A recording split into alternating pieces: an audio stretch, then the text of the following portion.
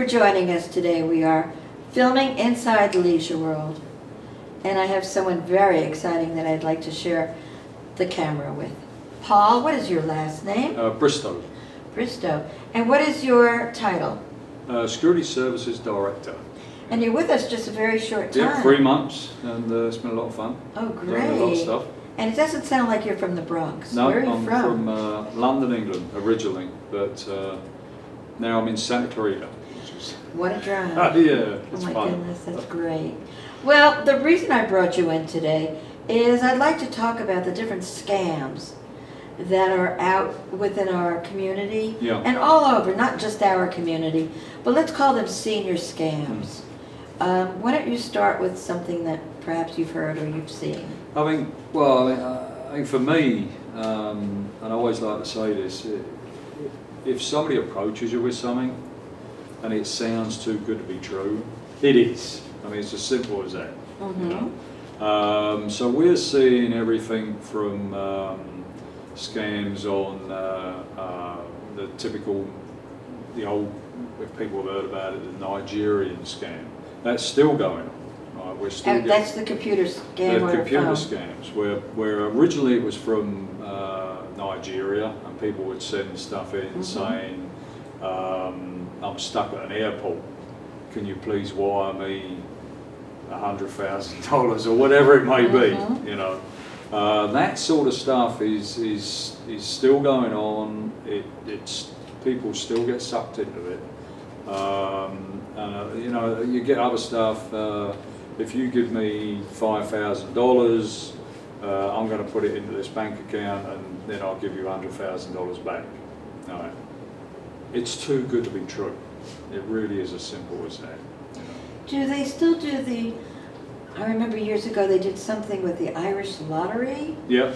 Is that still, I That's mean, still maybe going that's 20 on. years ago. That's still going on. I would say, I don't know how to reinforce this, if it's too good to be true, it is. If it sounds too good, it is. The other side of scams, you know, general sort of scams, is those revolving around identity theft, that type of thing.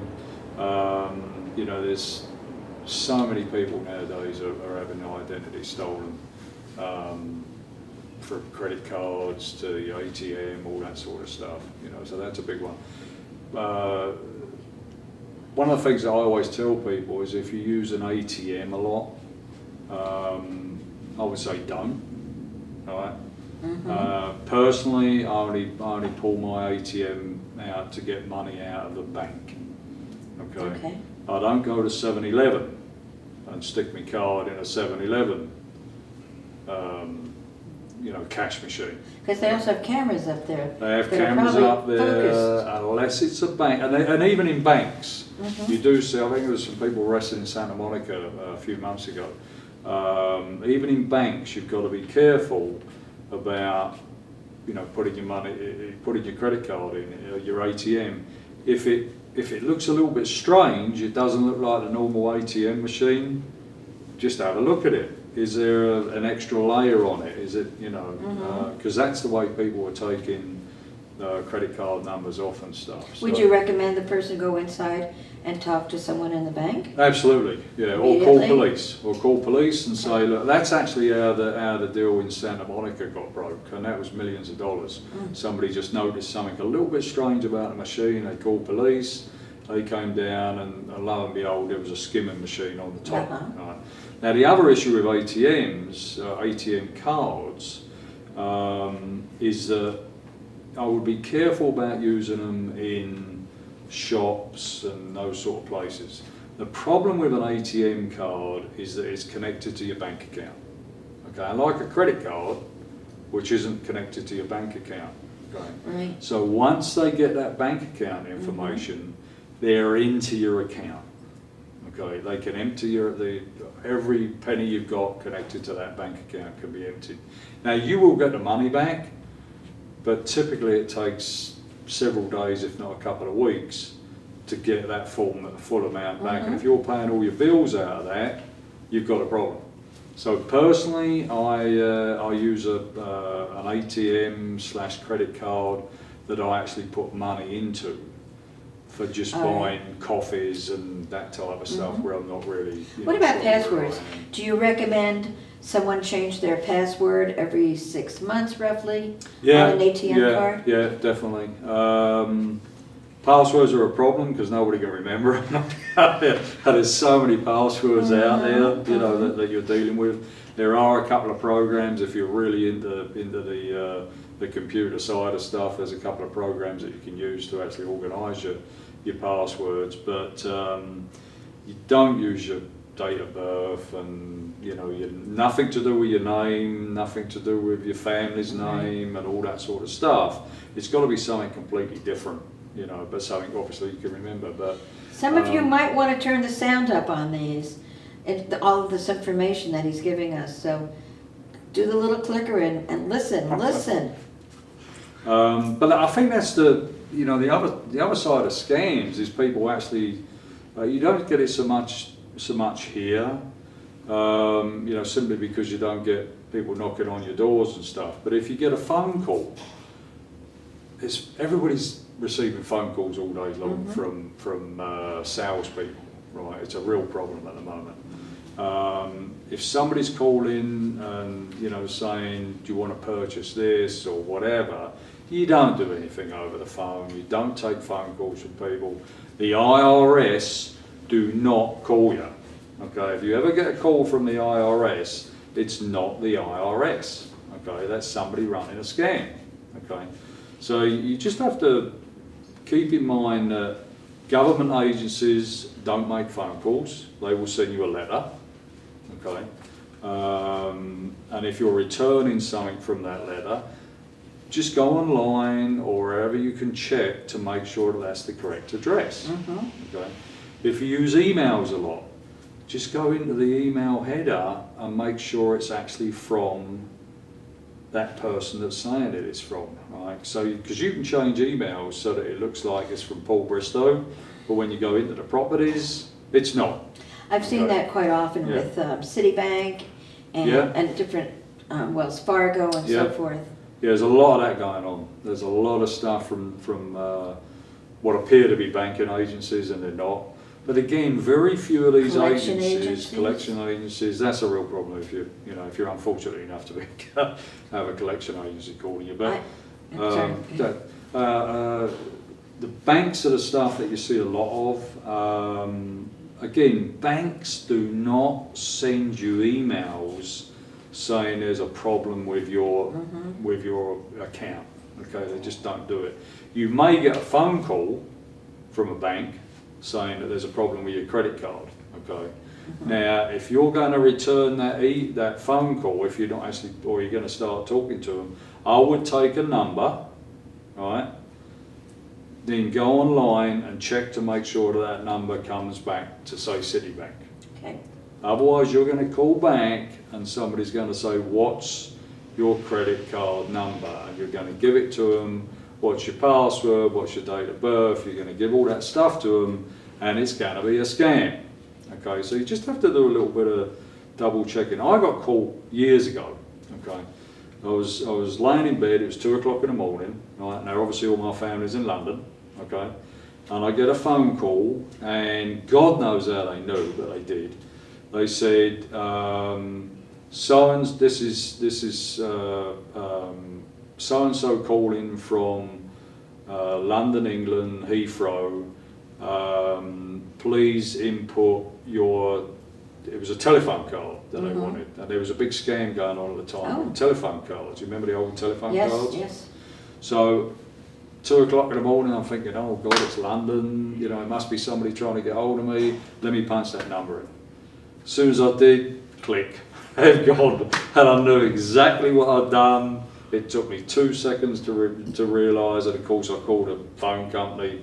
By the time I'd called the phone company, they already did something. They'd already hit me, So it's real quick. You just got to be on your toes a little bit. You just got to be aware of what's going on out there. Again, if it sounds too good to be true, it ain't. Isn't there a scam recently, or wasn't there a scam recently if you answered and you said yes, Oh yes, yeah, The authorization. Yeah. There's an automatic program kicking around out there, and unfortunately, a lot of sales companies are using it as well. So, but just what they're doing is they're saying, "Is this Paul Bristow?" Yes. Bang, you've got call. Okay. So you just need to look. Hopefully your phone has got a an ID on it. If there's no ID, you don't answer it. If you don't recognise it, you don't answer it. You just let them go over to voicemail, and then you can call them back. Give you a chance to check. But you just need to be on your toes a little bit. Recently, I was in a parking lot in our local area, and someone said, "Oh, your car needs to be painted. Let me fix the dents." Yeah. That's something that we've had, that's been going on for so many years. Yeah.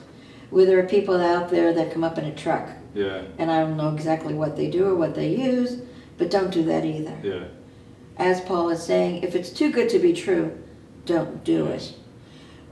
We recently had Tina Schaefer on and talking about the computer scams themselves. So if this is interesting to people, let us know, and we'll come back with some more information for you. Anything else you'd like to share? No, just be careful out there. Oh, I have be one more suspicious. thing. That's all I can say. Okay. I had a visitor the other day that showed up at my door with a package. And unfortunately, I was foolish, and I let the person in. And I said, "Come on in for some water." Do not do that. Yeah. Do not do that. If you'd like to share some water, cookies with them, make sure you close your door. They'll wait outside, and give them the water, the cookies, whatever you want to do. Because we don't know who these people are. They come through security. They might have a pass. They might not have a pass. Or they might be using someone else's pass. So we really don't know what's going on. Things can happen. And if something like that happens, we recommend you immediately call security. Yeah. And let them know there was someone here, if you could give them any kind of a detail. What were they driving? And don't throw the package out. Fingerprints are on it. So little things like that. Am I correct in that? Well, I mean, what you just talked about. If you see somebody suspicious in the area, please call us. That's what we're there for. Okay. It's very hard for us personally. If we, and luckily in the leisure world we don't have too much, But if you ever deal with something and you realise that the person had seen somebody or whatever, and nobody had called, that's hard to deal with from a security, because you knew you could have done something about it if you got that phone call. So we really encourage people to call us. That's what we're there for. Right, 24/7, we're going to answer that phone. Okay, and if you want to ask a question, if you got, just give us a call. If keep your eyes open. Just give us a call. You don't have to be Snoopy, but keep your eyes I open. like Snoopy. Snoopy's good. Protect yourself. Protect your neighbors. This is Bonnie signing off. Most of you know me as Bonnie Z, and my new buddy Paul. Thank you. Thank you so much for sharing with us. Take care. Yeah, cheers. Hello, and thank you for joining me today with Inside Leisure World. This is part 2. Today I have Mr. Keith Bague. Keith, thank you so much for visiting us today. I'd like to address some of the scams that are going on, not just at our location, but basically throughout the world. And I'd like to focus on seniors. What can you tell me, and how can you help all of us protect ourselves against some of the computer scams and some of the phone scams?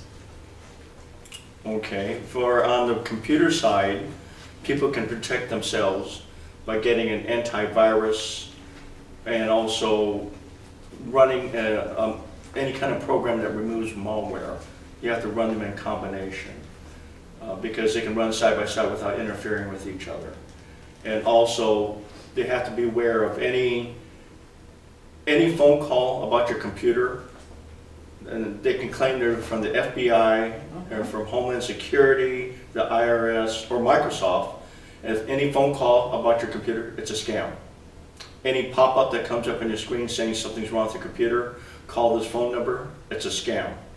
So at that point, just close the window or shut off your computer, bring it back up, and if it persists, then you've probably been infected at that point. You need to call someone in to do virus removal. Thank you for sharing that information with us. I've spoken about that previously, but I think the more we talk about it, the better that it's going to be. Hopefully everybody hears it loud and clear about shutting off their computer if they get information from Microsoft or someone else. Please make sure you shut your computer off for maybe 30 seconds and then turn it back on. Hopefully it'll be gone. Go ahead. Let's say as far as security on the phone, there's a number of scams that are going on that are targeting the elderly, especially in Leisure World. They come in across the landlines, and that there's various scams that are going on right now. I've had it happen on my phone a couple of times. It's first of all, if you get a phone call and there's certain area codes that you should never pick up. Like one of them is 473. Which is Grenada, and if you pick up the phone, it's they convince you to call them back. The charge is $20 per minute, and or if they send you a text and say call this number, that's how the scams work. They're trying to collect information, little tidbits, because they keep a database, and every time they call you, they'll ask you different information about the last 4 numbers of your social security, what's your phone number. And then there's the one that's current that is scaring everyone is don't say yes. And what's happening is the claim is that if you pick up the phone and they say something's wrong with my headset, sorry about that, can you hear me? And they're looking for you to say the word yes. Or they say, are you the owner of the house? Or are you the lady of the house? Anything that gives the answer yes. And at that point, theoretically, they can record that and use your voice to confirm that you want these extra services. I'm guessing it's usually on the landline, because the cell phones you have to call in and go through the machinations in order to get it added to your cell phone. I've been bit 3 times. I haven't said yes, but I've gotten at least 3 phone calls. Right, and so if you get a phone call like that, the general recommendation, if you get a phone call and they say, can you hear me? Or just anything that requires a yes answer, just to hang up. Now me, I'm a little bit curious because I have customers calling up, so I can't just hang up on them. So if they say something and say, is this Keith Bague? And I'll say, it could be, or maybe, who's this? Or why are you calling me? So anything, or I'll say affirmative. Anything that's not a yes answer. That's good to know. It's interesting because I've definitely got hit on that one. The other one that's been calling me lately is, you've stayed at our hotel, or one of our hotel properties, and we'd like to give you a gift. And if you say anything, it's a recorded announcement on the other side. It's a very delightful young lady talking. And hang up on that one too, because that's another scam. Let's think about IRS scam. Tell me a little about that one. What do they say? One of the current scams for the IRS is, for one thing, if it's from the IRS or Homeland Security or the FBI, they never call you. Okay. They never email you. They will send you something in the mail. Either that or they're going to kick down your door. So if they call you, this probably, well, most likely a scam. And what you usually do to scare the daylights out of people is they say that they're from the IRS and that you're past the penalty, you need to pay $16,000 right away and call this number and to set up the payment. And it's just a scam. And they use a large amount of money to scare people that I might lose more money if I don't respond right away. So they prey on people's weaknesses that way. As an offshoot of this, I noticed that many people go into their bank with perhaps their adult son, daughter, caretaker, whomever it is, friend, and they're sitting there and they're saying something like, I need to withdraw $30,000, $20,000. And on the other side, I watched the bank tellers saying, well, I need to check that out for you. So I think that scam, hopefully, is over with. I don't know.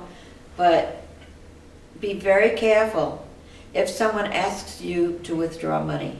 And the same thing with withdrawing money and going and getting gift cards, anything like that. Again, back to the telephone. Some people have gotten called, your grandchild That's is a in famous Mexico or somewhere. Yeah, this is the famous grandchild scam where they call you up from Paris and say, Grandma, I'm in trouble, I need $5,000, they stole my passport, they stole my wallet, I need to get back home. And people, they said they sound very convincing.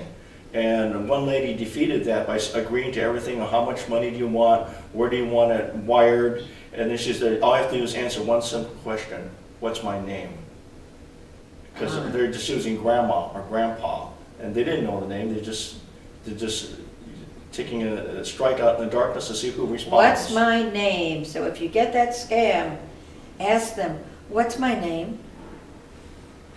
Very good, I like that one. Okay, now the other thing you mentioned about the banks is especially around Leisure World, if you tend to withdraw a large amount, more than $3,000, they'll kind of ask you, where's it from?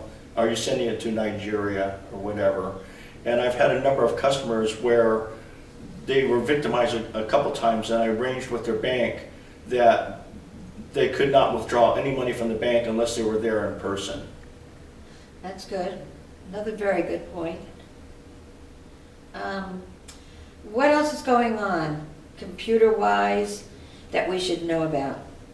Well, right now the current virus is running around, which is stolen from the National Security Agency, is the WannaCry antivirus. Want, W-A-N-T? No, it's W-A-N-N-A, WannaCry. Mm-hmm. And this is the virus that was stolen from the NSA, and it was kept secret to inflict war on another country. It's a country killer.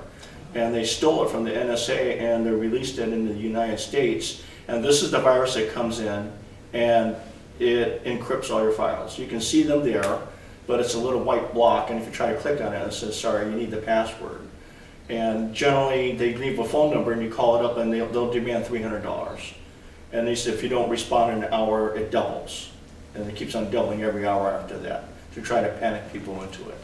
Now, it's really hard, almost impossible to decode the encryption on it, to the point where at some point someone from the FBI mentioned, and they hushed him up later on, he said it would actually be easier for the person to actually pay the $300. And the gist of it is that if you pay, even if you pay the $300, 50% of the time you still don't get your files back. So what you need to do is you need to do constant backups of your files so you can restore them back the way they were, or make sure you're very careful where you click on them. Did we think years ago that we'd be intimidated by all these people wanting all our information? Now, I just noticed Equifax was breached this past couple of days, or about a month ago. So should we worry about that right now too?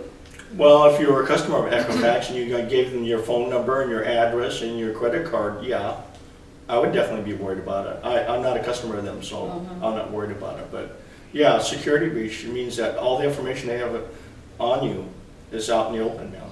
Wow. Well, tell me a little about the club that you belong to. Well, right now I'm teaching classes with Jeffrey Sachs as part of the Friendship Club. But because the number of people that said they can never attend a Monday class or a morning class ever, that I started up another club called the Computer Friends, which meets once per month on the third Thursday, in which I do a little bit. Some people do straight classes, other people do straightforward presentations. I do a little bit of both, whatever tickles my fancy that day. And what's the name of the club? The name of the club is Computer Friends. Okay. And tell me again what day? It's once per month on Thursday, the third Thursday of the month. And it meets from 4:30 to 6 in Clubhouse 3, room number 2. That's a great time. It's just before people are having dinner and after swimming. Right, and it's not too dark where some of the ladies in Leisure World don't like to be out after dark. Keith, I know you're affiliated with another club. Can you tell me what time that meets and where it meets? Yeah, I'm affiliated with the Friendship Club, which is run by Jeffrey Sachs, and we both teach together. And this club teaches free classes every Monday from 9 o'clock to 1 o'clock, and with an occasional catch-up Tuesday at the end of the month for people that can't make the Monday class. Wow. And over the span of 4 hours, we pick 4 different topics to try to educate people on word processing, Windows 10, Facebook, Skype, MacBooks, all kinds of different subjects. We try to cover as wide an area as possible for anyone that has questions in the And legal what, tell world. me again the date and the time and clubhouse. It's every Monday from Okay. 9 to 1, usually at Clubhouse 3, room number 4. But there's a couple times when they ran out of rooms and they had to put us over in Clubhouse 6 on the 3rd Monday of the month. Great. Thank you again.